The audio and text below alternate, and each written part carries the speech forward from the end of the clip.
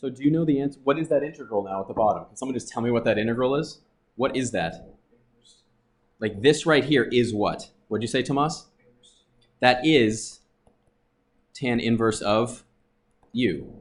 So what do you end up with? 3 over 2 tan inverse of u, right? From what? So you're going from 0 to b, where this is the limit as b goes to infinity. It's the same thing we did before, improper integrals, right? So what do you have here? You have the limit as b goes to infinity, take the 3/2 out, tan inverse of b minus what? Tan inverse of? 0. What's tan inverse of 0? 0. It is 0, yep. The tangent of what is 0 is 0, right? Okay, as b goes to infinity, do you remember what tan inverse looks like? Do you remember what tan inverse looks like? It's going to oscillate. Tan inverse, what does tan inverse look like? What is it? It's a sideways S, exactly. It goes like this. Do you remember this? This is tan inverse. Looks like the cube root, right? Do you know what that is? Yes. Yes, yes, yes. So what does this turn into? 3 over 2 times pi over 2. So you have 3 pi over 4, right? So the question is, does this converge? Yes, because we ended up with a finite answer to this. Is that what it converges to? No, not necessarily. No, it's not. But does it converge? Yes. So the key to this whole thing, whenever you see something squared plus a number, it's u substitution. You force it into tan inverse. I tried to drill this in yesterday. What do you always check? What's the limit as n goes to infinity of n over n plus 1? It does? It goes to 1. Therefore what? What do you know about the series? The series diverges. Yes, the sequence has to go to 0. If it doesn't go to 0, you're adding up together an infinite number of things. So we should do the sequence test? Yeah, just test to see if it goes to 0 first. Yeah. Also, you look at this when you're trying to find some clever like integration method or something like that. Here's a quiz question, everybody. Is this true? Is that true, everybody? No. No, it's not. No. No. But the reciprocal. What it is, 46, it leads you through it, I think, right? So that is the harmonic series. So what's really cool about this is you group them together, but it forces you to make a specific observation. Flat, Erica, that's right. Forces you to make a specific observation, which is you show that the sum of each group is greater than a half. How do you do that? Well, for each one, you can figure out, for example, you know that 1/3 is greater than a 4th. So therefore, this has to be greater than a half, right? All of these are greater than an 1/8, so this whole thing has to be greater than a half, and this is greater than what? A half. Did everybody do this one? So if you can always generate a half, if you can always make another half, what does that mean when you add them all together? It's going to what? Converge or it's going to diverge. You can always find another half. It takes longer and longer, but with infinity, do you always have more traction? Do you always have more space? Yes. Love that explanation. Yes, go ahead. Do this one by yourself right there. How did I do on this one? How did I do?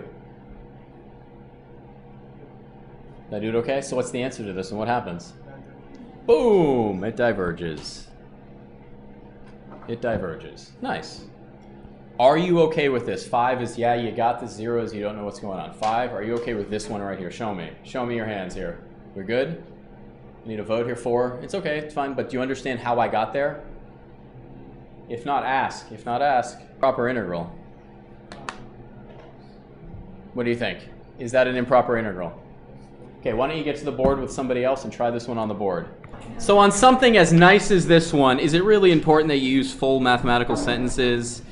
0 to b of e to the negative 5x dx. So yes, when you do this, it turns into the limit as b goes to 0. When you integrate this, what is it? What does it turn into when you integrate it? Negative 1/5 e to the negative 5x, and you're going from 0 to b, right? So write out the full sentences, everybody. Limit is b goes to infinity, and you can factor out the negative 1/5 because no scalar, well, because you can, so just do that. So what do you end up with? b to the negative 5x, right? Is it 5x? Something like that. Did I do this right? It's e, right? Oh, yeah. Thank you. And it's b up here. Yeah. So, no, I did not do it right. Minus e to the 0. What is e to the 0? 1. What's e to the 0? This is 1, right? But what's e to the negative b when b is going to infinity? 0. That's going to 0. So this is negative 1/5 times negative 1, which is 1/5. So therefore, what does it do? Is that what it converges to? No. No, it doesn't. Excuse me, that is the integral, but if you had specific pieces, if this was describing a series, that's not what it converges to. It would just say that you would use this to prove that something under it converges. Yeah. Okay, so we talked about this yesterday. What's this one say? So when does it diverge? P is what? Equal to 1, and it converges when? Greater than 1. Now the proof of this, it's on page, I can look it up for you. Read it on your own if you so choose. You can run an improper integral on this. You run an improper integral on this, and then you just have to be really careful about how you manipulate it. But it works really nicely. Yes?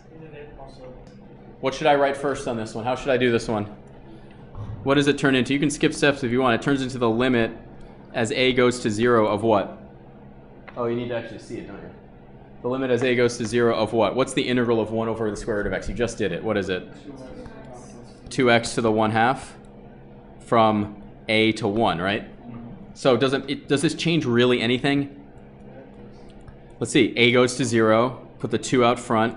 And what do you end up with? 1 to the 1/2 minus what? A to the 1/2? Like this. Is that correct? Did I write that okay? What's a to the 1/2 as a goes to 0? 0. So this is 2 times 1 minus 0. So what is it?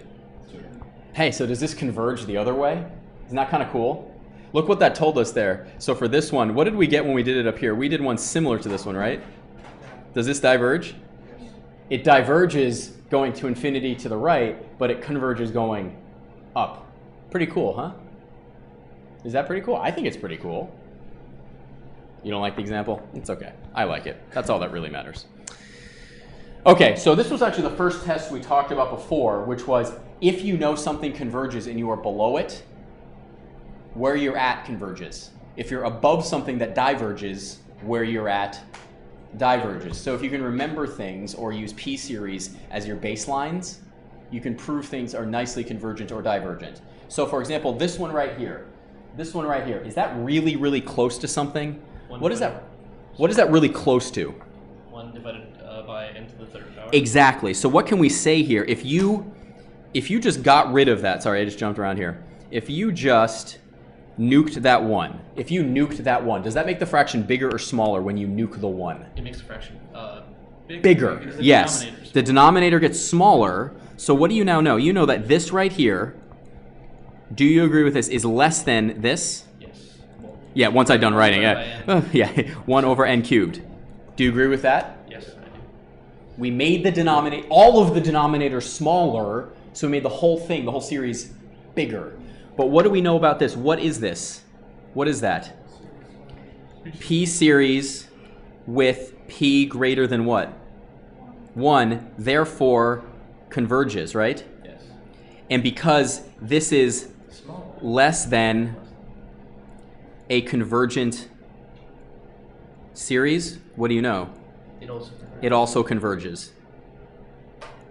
So you can shave things. You can make, if you make a denominator smaller, you make the whole thing bigger.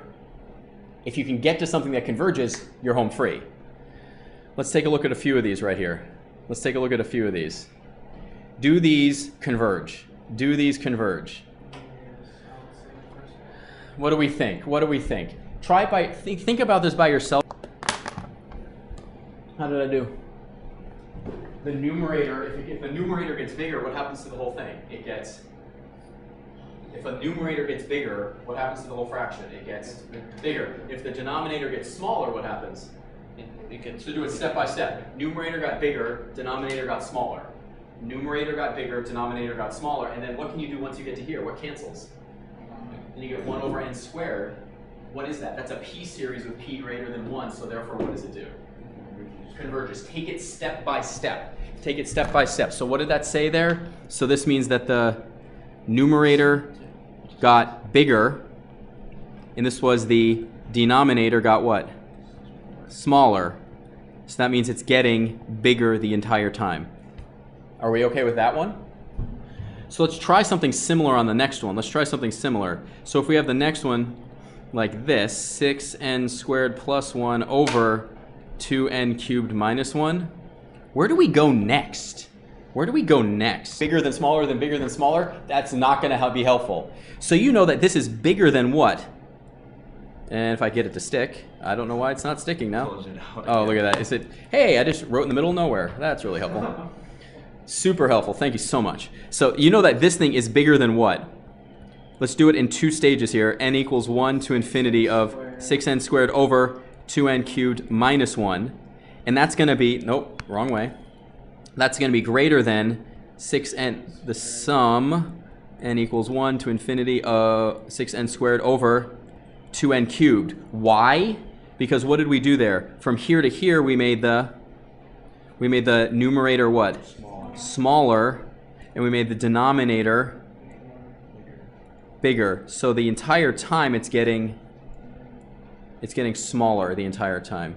So then what can you do at this point? What can you factor out? That's 3 times the sum from n equals 1 to infinity of 1 over n, right? What is this? This is a p series, p equal to 1, so therefore it's what? Divergent. What's another name for that? It's the harmonic. So what did we just show? We just showed that this thing is greater than 3 times the harmonic, so therefore it has to diverge. You want one direction. You either want to build it going up or down, not both. Be really, really careful about that, because if you go up and then down, you can get to nowhere land. Yay, exciting. This right here is the magical new thing you get to see today. Everything else maybe would have fallen out of logic, but this is the magical new thing. But it's super, super, super helpful. You ready? Tell me what you know about this. Tell me what you know about 1 over n squared. What does that do? If you add up all the 1 over n, what does it do? Why does it converge? It's a p series with p greater than 1, so therefore it converges. It is 2. So do you agree that 1 over n squared converges if you add up all those terms? Is that true? So we're going to call this one right here, we'll call that an, and we'll call this one bn to fit the definition, okay? So what are we going to do? We're going to look at what happens when, what's the limit as n goes to infinity? What's the limit as n goes to infinity of n squared plus 6 over n squared minus 2n plus 3 all over 1 over n squared, like this? Oh, it's n to the 4th. N to the 4th, thank you. Are you with me so far? Yes. Let's just do some algebra now. The limit as n goes to infinity of n squared plus 6 over n to the 4th minus 2n plus 3. We're going to multiply by n squared over 1. Let's multiply this out. The limit as n goes to infinity of what? N to the 4th plus 6n squared all over what? 2n plus 3. Can you tell me what that limit is? What's the limit right there? What is it? 1. It's 1. It's a constant. So here's the thing. We took the ratio of 2 explicitly defined series, right? What do we know about one of them? Since that one converges and the ratio goes to a constant, what do you now know about this one? Must also what? Converge. So what you're going to do is you're going to throw p-series at these things and show that they converge or diverge. Yes? What? Does that series converge or diverge? Sine of 1 over n. Does that series converge or diverge? What might you be tempted to compare it to? Just give me what thought comes to your mind. What might you think? Yeah. Cosine? Yeah, so you think cosine, right? But then do we really know anything about cosine of 1 over n? We don't know anything conclusive about it, right? What's the only piece of this that we know something conclusive about? 1 over n. We know 1 over n. What do we know? We know that the limit as n goes to infinity of the sum n equals 1 to infinity of 1 over n. What does that do? No, it diverges, right? So it diverges, right? But let's compare the two. So let's do the limit as n goes to infinity of sine of 1 over n all over what? Have you ever seen this before?